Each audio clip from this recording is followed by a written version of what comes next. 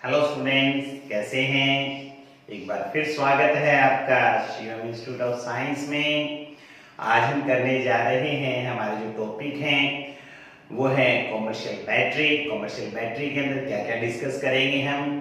Commercial battery हमारे पास तीन type की होती है, प्राइमरी सेल, सेकेंडरी सेल और फ्यूल सेल। प्राइमरी सेल हमारे पास दो बहुत बहुत बढ़िया एग्जाम्पल हैं।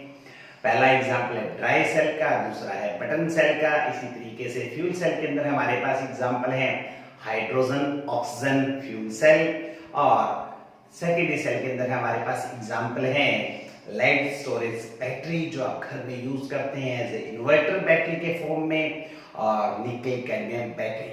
तो शुरू करते हैं आज का topic.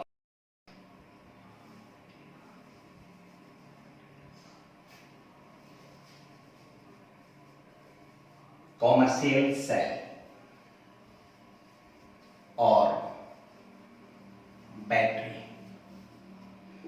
Series combination of two or more electrochemical cells. सीरीज कॉम्बिनेशन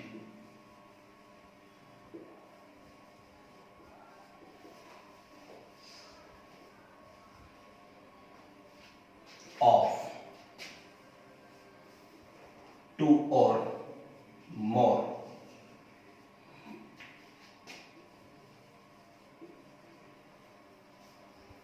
electrochemical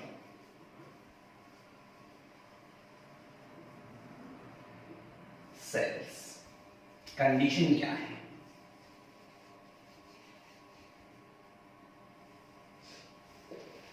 कौन सी सेल्स को हम कॉमर्शियल सेल्स की फॉर्म में यूज कर सकते हैं, इसके लिए हमारे पास कंडीशन है। पहली कंडीशन है it should be light and compact. Benefit क्या होगा? अगर बैटरी छोटी और हल्की है तो उसको आसानी से कैरी किया जा सकता है। दूसरी, it's voltage should not change with time. सबसे इंपॉर्टेंट कंडीशन है, बैटरी की जो वोल्टेज है must be constant through it's life types. Battery, इसको हम तीन कैटेगरी में डिवाइड करते हैं। तीन कैटेगरीज कौन कौन सी हैं? पहली है हमारे पास fuel cell, primary cell,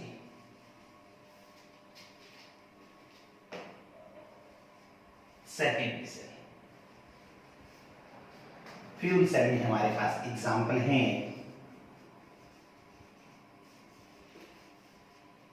hydrogen, oxygen, fuel cell. Primary cell के अंदर हमारे पास तो बहुत बहुत बढ़िया एग्जाम्पल हैं। इसमें से पहला एग्जाम्पल है आपके पास ड्राई सेल, दूसरी है मर्करी सेल। सेकेंडरी सेल के अंदर भी हमारे पास दो एग्जाम्पल हैं। कौन कौन सी एग्जाम्पल हैं? पहला एग्जाम्पल है लेड स्टोरेज बैटरी,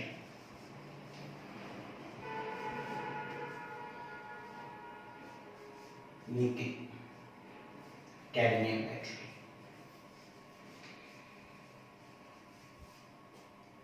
ये हमारे पास एग्जाम्पल हैं इनके।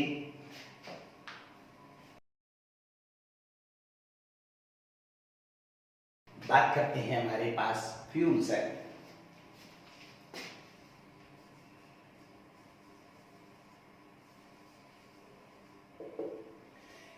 जिसे बच्चों नाम से ही पता लग रहा है, एक ऐसी सेल जिसमें एनर्जी प्रोड्यूस होती है फ्यूल्स के कंबशन के कारण। ऐसी सेल को हम क्या कहेंगे? Fuel cell. The cell in which electricity is produced by the combustion of fuel। जिसे आपको एग्जांपल मैंने बता ही दिया है, कौन सी सेल है बच्चों? H2 hydrogen oxygen fuel cell. बात करते हैं इसकी कंस्ट्रक्शन की।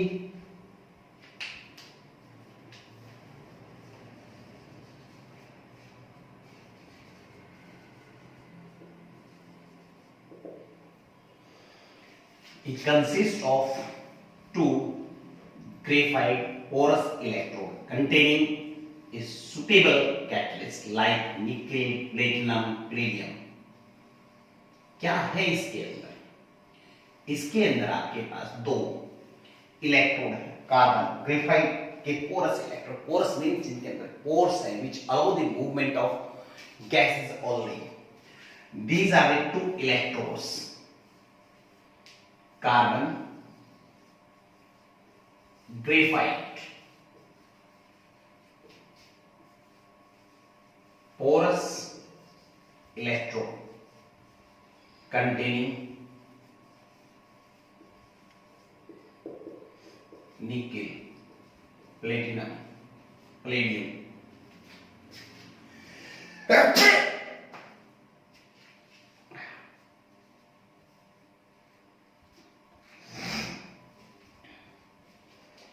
Carbon graphite porous electrode containing nickel, platinum, palladium as a catalyst।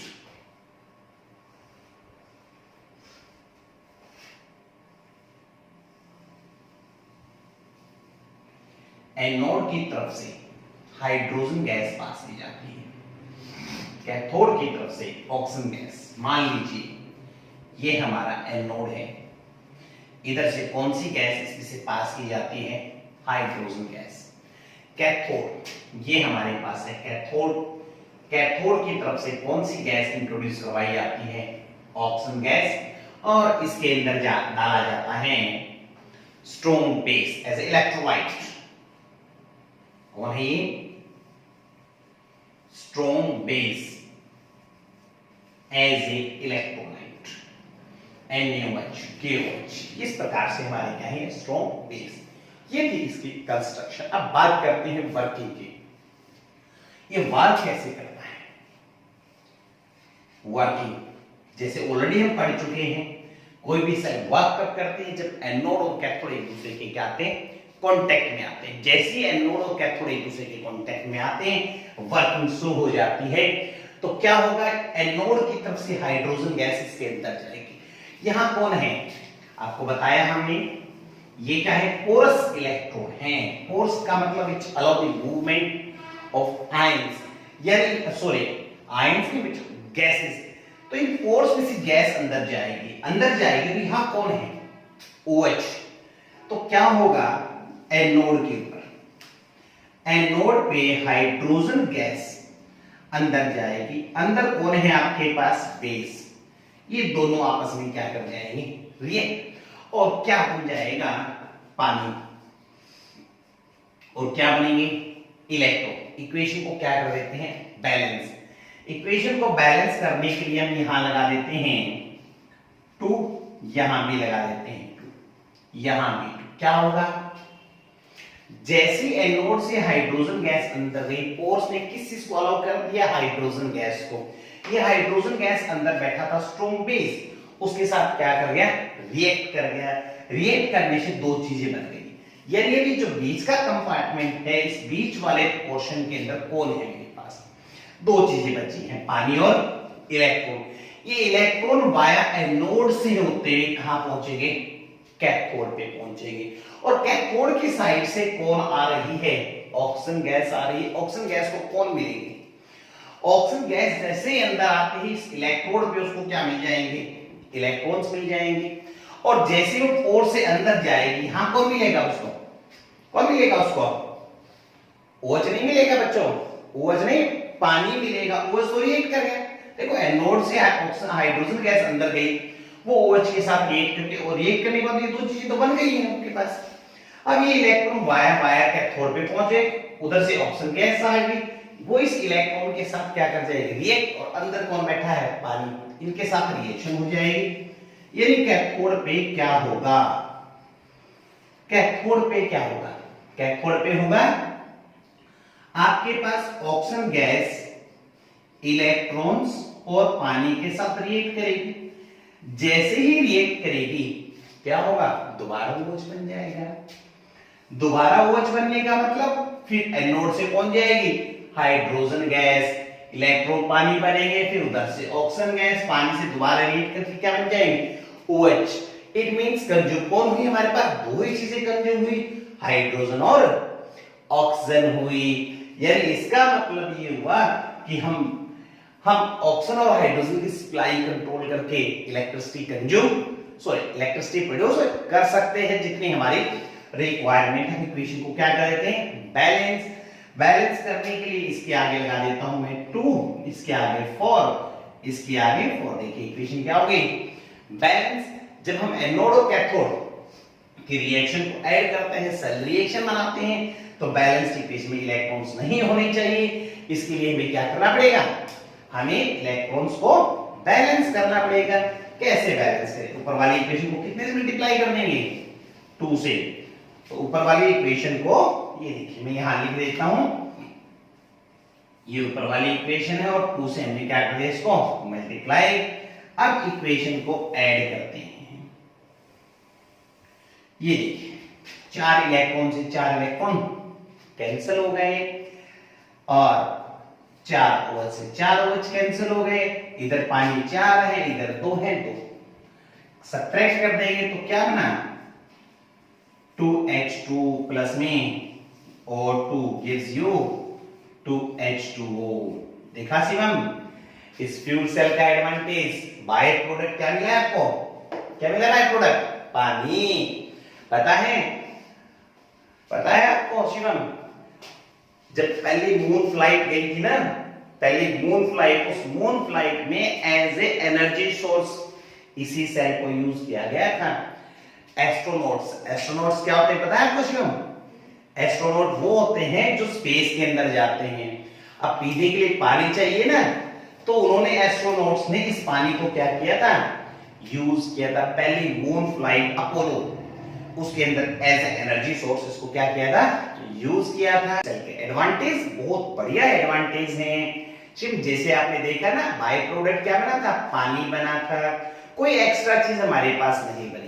इसका मतलब, इसका एडवांटेज क्या है, पहला advantage, it has maximum efficiency, इसकी एफिशिएंसी कैसी है, मैक्सिमम है। दूसरा एडवांटेज क्या है, there is no pollution problem, यानी इसमें कोई पोल्यूशन नहीं होता है। तीसरी, जब पोल्यूशन नहीं है और एफिशिएंसी कैसी है, ज्यादा है, तो इसका मतलब इसका यूज भी पोल्यूशन फ्री, इकोनॉमिकली हम इसका अच्छा इको फ्रेंडली बोल सकते हैं। इको फ्रेंडली सेल है हमारे पास। अपोलो मून फ्लाइट में इसको as a energy source use किया था। जो पानी बना था उसको एस्ट्रोनॉट्स ने क्या किया, इसको ड्रिंकिंग पर्पस के लिए यूज किया। तो ये क्या थे हमारे पास इसके एडवांटेजेस। बात करते हैं इसके डिसएडवांटेज। क्या क्या डिसएडवांटेज है, अब इतनी अच्छी फ्यूल सेल है, उसके इतने हमारे पास इंपॉर्टेंसेस हैं, तो फिर हम इसको यूज क्यों नहीं कर रहे हैं, इसके यूजेस इतने कम क्यों हैं।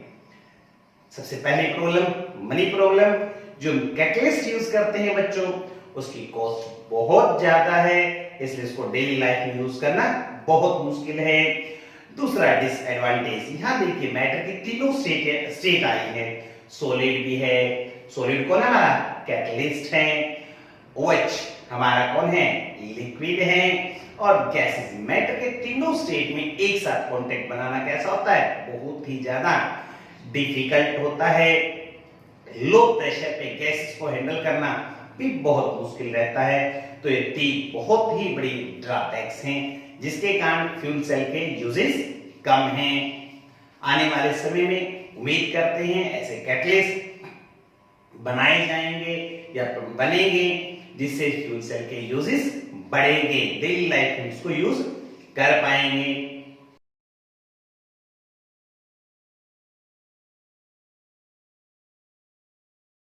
कर रहे हैं प्राइमरी सेल की। ये प्राइमरी सेल कौन सी है? प्राइमरी सेल वो सेल होती है जिसको आप रिचार्ज नहीं कर सकते। The cell which can not be recharged,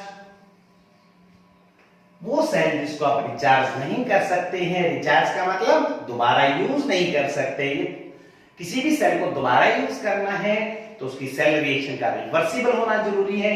यहां सेल रिएक्शन रिवर्सिबल नहीं है, इसलिए इसका हम रिचार्ज नहीं कर सकते, मतलब रीयूज नहीं कर सकते। That is cell reaction is irreversible. Cell reactions are irreversible। Cell reaction हमारे पास कैसी है? इरिवर्सिबल है। एग्जाम्पल लेते हैं हमारे पास। कौन सा एग्जाम्पल लेंगे हम? ड्राई सेल का।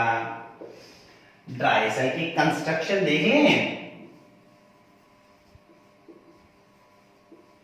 कंस्ट्रक्शन क्या कहता है? कंस्ट्रक्शन ड्राई सेल में क्या है? एक जिंक का कंटेनर होता है। ये जिंक का कंटेनर है जो काम करता है एनोड का। किसका कंटेनर है? जिंक का, जो काम कर रहा है एनोड का।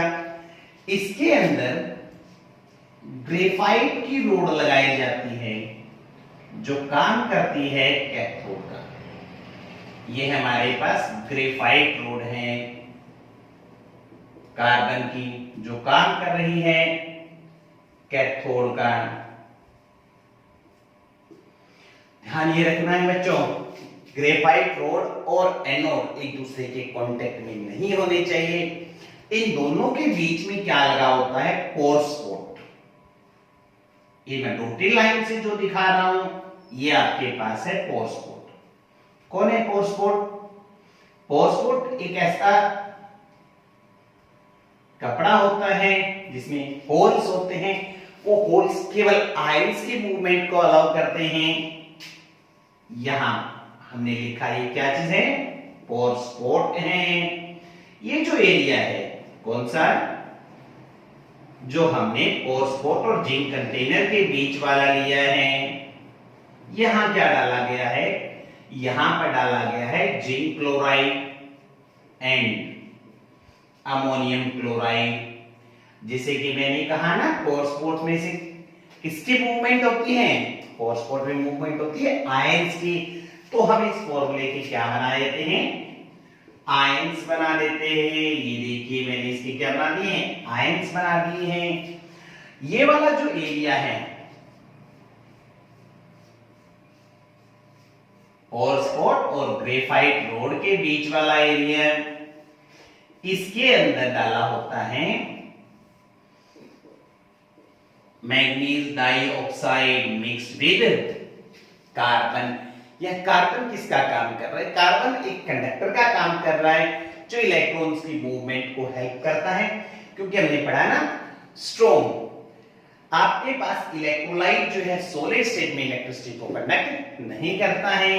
यहां से क्या करते हैं? पिच ब्लेंड लगा करके इसको बंद कर देते हैं। इसके ऊपर मेटल कैप लगा देते हैं ताकि इजी कांटेक्ट बनाया जा सके।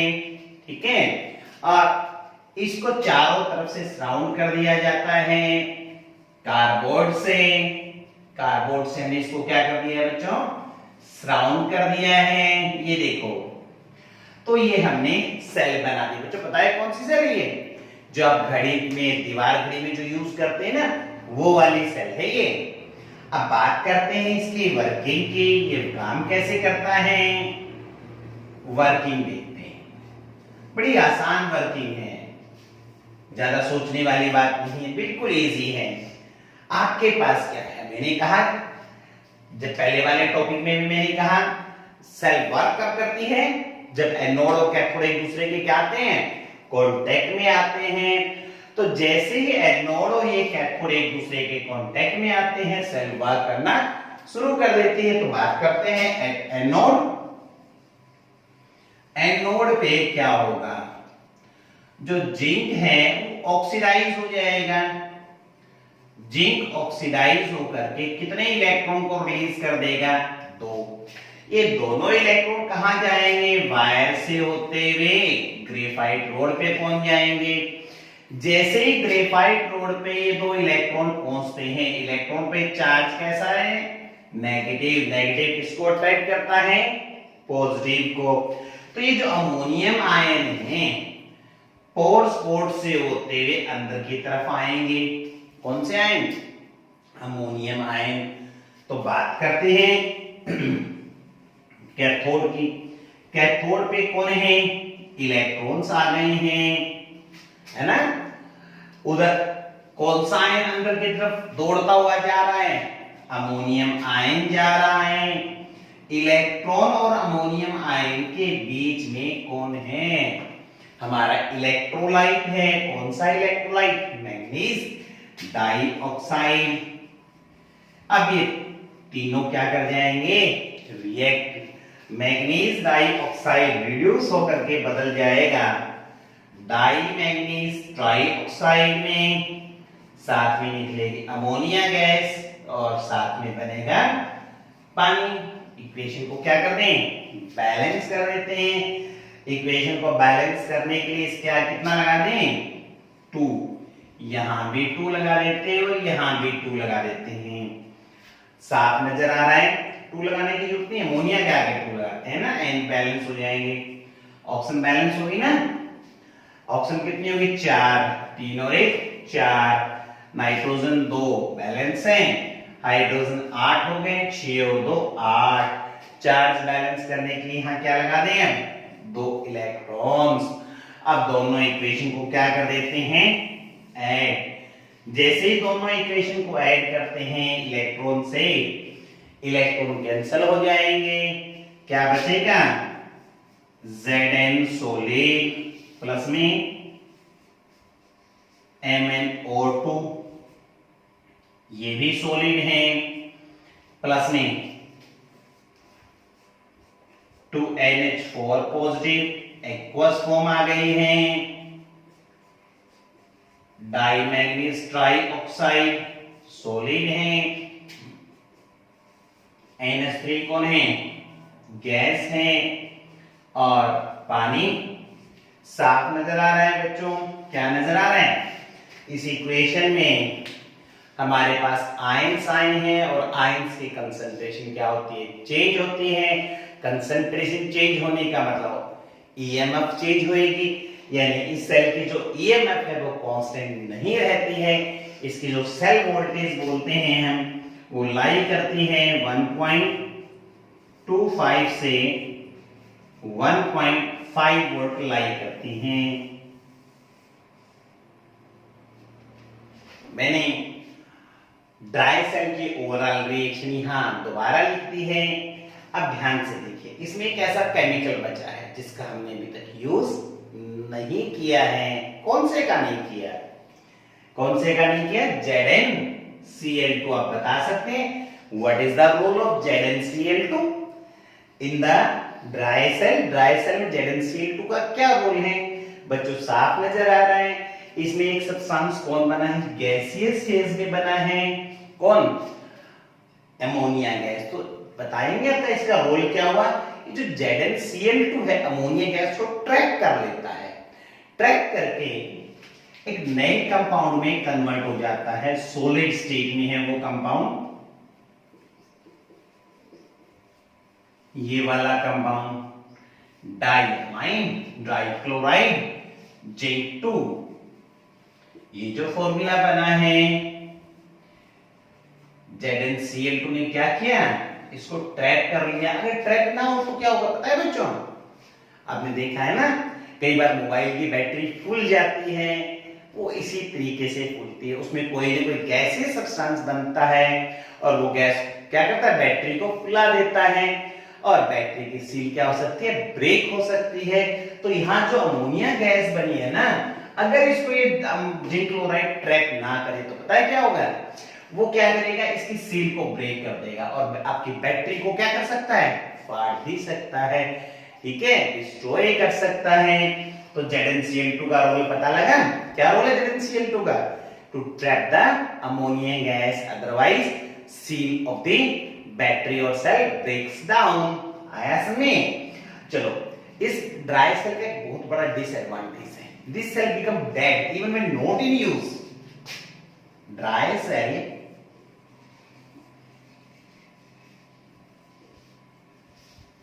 becomes dead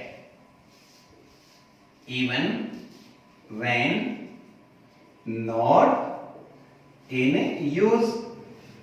अगर आप इस सेल को यूज भी नहीं करते ना, फिर ये सेल डेड हो जाती है। क्यों हो जाती है? देखिए साफ नजर आ रहा है, ये जो अमोनियम क्लोराइड है, ये अमोनियम क्लोराइड, ये एसिडिक सोल्ट है। कौन सा सोल्ट है ये? एसिडिक सोल्ट है। इसके अंदर प्रॉपर्टी किसकी है? एसिड की प्रॉपर्टी है। और ये कौन है आपके पास? Active metal.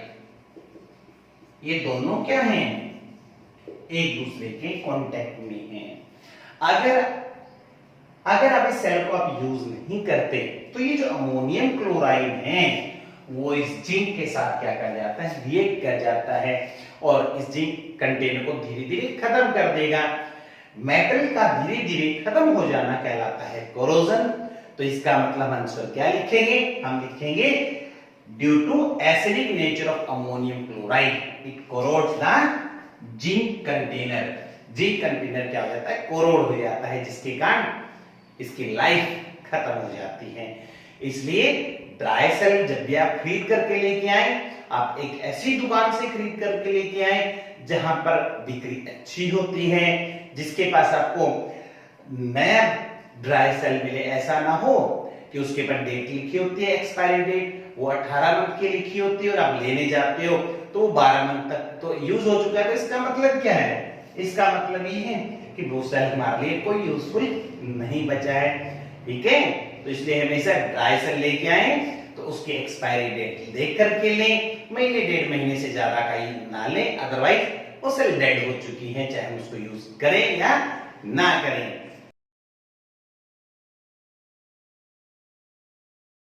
हम कर रहे हैं मरकरी सेल। मरकरी सेल बिल्कुल ही आसान है बच्चों।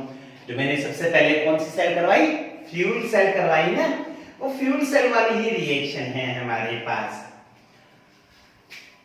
क्या है इसके अंदर? एनोड जो है बच्चों वो बना होता है जिंक का। कैथोड किसका है? वही है बच्चों ग्रेफाइट रोड का, जो हमारे पास ड्राई सेल के अंदर थी। बस यहाँ थोड़ा सा चेंज है। क्या चेंज है? इलेक्ट्रोलाइट का। कौन है इलेक्ट्रोलाइट? यहां इलेक्ट्रोलाइट है moist HgO, moist HgO mixed with strong base।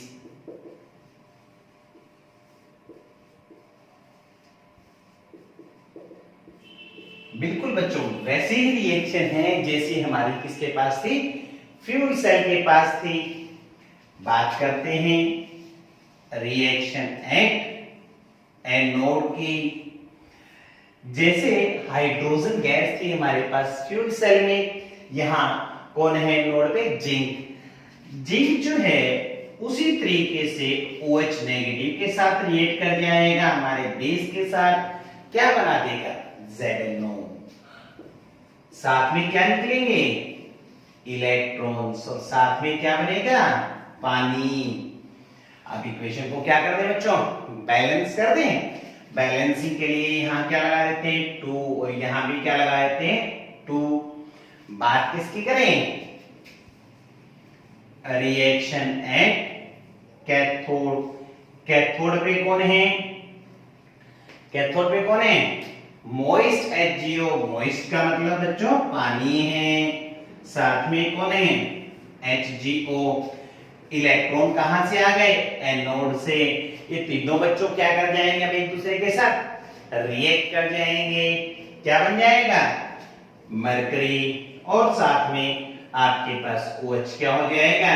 Regenerate. Equation को क्या कर दें? बैलेंस। बैलेंस कैसे करें? यहां क्या लगा दें? 2। यहां भी क्या लगाएं? 2। इक्वेशन को ऐड करते हैं। ऐड करेंगे तो पानी कैंसिल हो जाएगा, इलेक्ट्रॉन कैंसिल हो गए, OH कैंसिल हो गया। बच्चों साफ नजर आ रहा है ना आपको? क्या चीज बचा? कौन है? रिएक्टेंट साइड बचा है जिंक। कौन सी स्टेट है? सॉलिड। HgO की स्टेट भी कौन सी है? सॉलिड। Hg की फिजिकल स्टेट लिक्विड। साथ में कौन बना है? ZnO। ये कौन है? सॉलिड। बच्चों नजर आ रहा है ना? कोई भी सब्सटेंस आयन के फॉर्म में नहीं है। और आयन के फॉर्म में नहीं होने का मतलब, आयन के फॉर्म में नहीं होने का मतलब इसकी voltage through out it's life constant रहती है। इसकी जो सेल वोल्टेज है वो रहती है 1.35 वोल्ट रहती है। इसमें इस सेल का भी ड्रॉबैक है। बता सकते हैं क्या ड्रॉबैक है? हमारे पास बाय प्रोडक्ट क्या मिला है? मरकरी। और मरकरी के कारण क्या होता है? सॉइल पोल्यूशन होता है। इसका मतलब ये है कि हमें मरकरी को सेल को डिस्ट्रॉय करने से पहले रिकवर करना बहुत ज्यादा जरूरी है। हाँ तो बच्चों आज हमने क्या क्या डिस्कस कर लिया? आज हमने डिस्कस कर लिया बैटरी के बारे में, फ्यूल सेल के बारे में, फ्यूल सेल और प्राइमरी सेल के बारे में। कल का हमारा टॉपिक रहेगा सेकेंडरी सेल और चैप्टर का लास्ट टॉपिक करोजन। तब तक के लिए बाय।